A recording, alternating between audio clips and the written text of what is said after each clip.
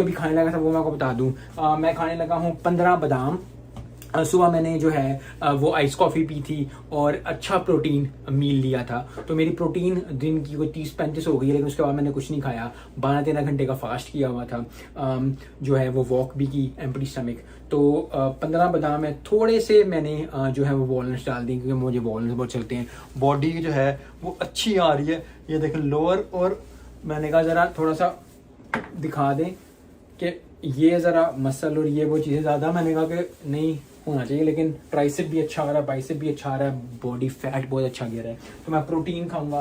Protein खाने के लिए मैंने आप कोई भी प्रोटीन यूज़ कर सकते हैं। मैं प्रोटीन शेक यूज़ करूँगा क्योंकि मैंने सुबह का 30 ग्राम लिया, तो मैं अभी 30 ग्राम फिर इसमें लूँगा।